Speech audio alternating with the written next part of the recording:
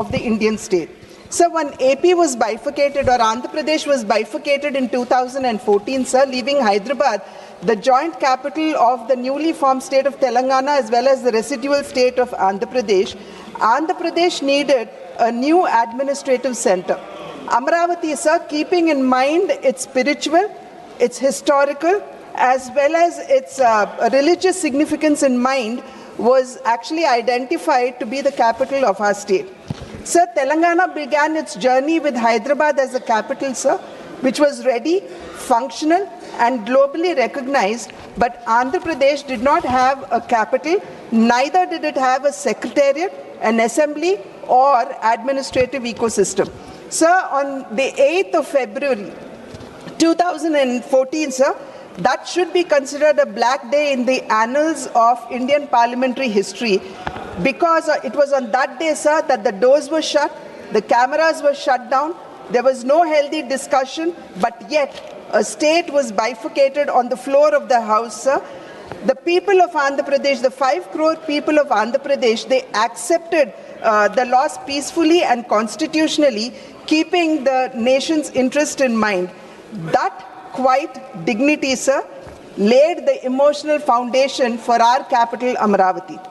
There were 3 states, sir. I would like to remind the House that in the year 2000, when one of the greatest statesmen of our country, Shri Atal Bihari Vajpayee ji, was the Prime Minister of our country, 3 states were formed, sir: Jharkhand, Chhattisgarh, and Uttarakhand.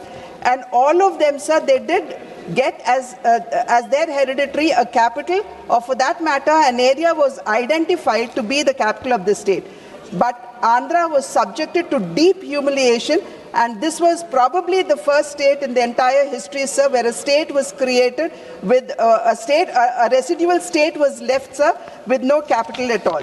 Sir, there was absolutely no coercion, and just one call by the center, sir, it had seen 29,000 farmers come forward to contribute, or rather give up 34,000 hectares of 34,000 acres of fertile land, sir, for construction of capital Amaravati.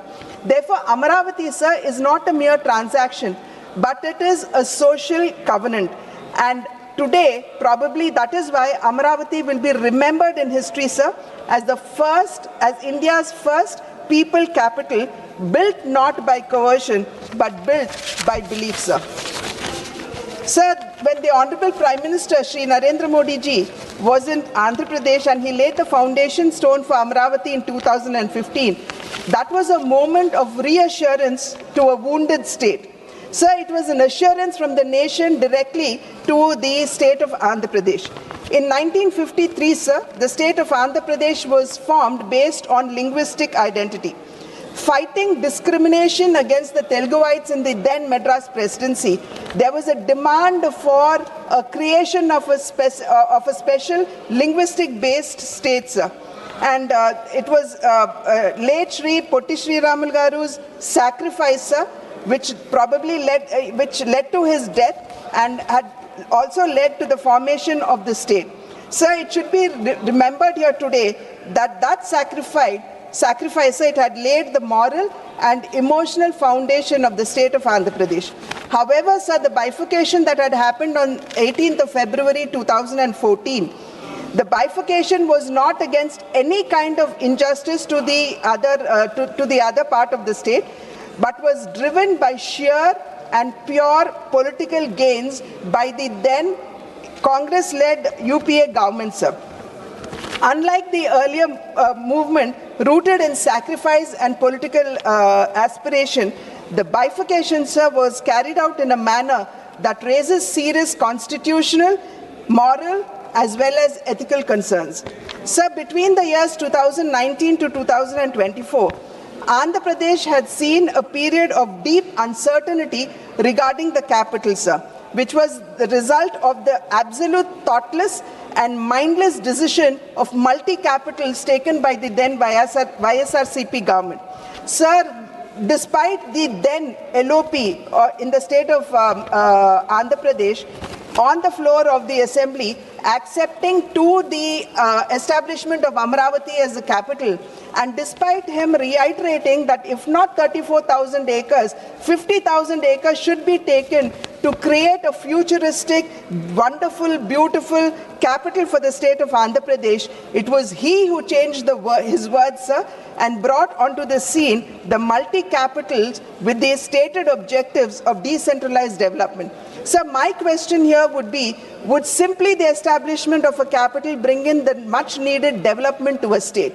So we know fairly well that for the development of a state, we need to instill confidence in investors, we need to welcome investments, and we also need to ensure that the required logistical and infrastructural needs are actually put in place. However, sir, what we saw in the previous 5 years rule of YSRCP was simply a depletion of all of this, and the entire machinery of YSRCP was deemed or steeped in land and in sand as well as liquor mafia, sir. Sir, most painfully, those who had sacrificed the land were left with, sir, just another 5-6 minutes, sir. No, please. Sir, the farmers, sir, they agitated for over 1600 days, sir. It included both men and women, and the humiliation that they were subjugated to has been mentioned by my colleagues, sir. Cases were filed against them under the SC/ST Atrocity Act. Women were actually, pregnant women were pulled out, they were kicked in the stomach, sir, and the annadatas or the farmers, sir, they were handcuffed, and there were many, all of them have been outlined by them, sir. But here, sir, as a woman member of this house, I say with great restraint and responsibility that when peaceful women protesters are met with force, democracy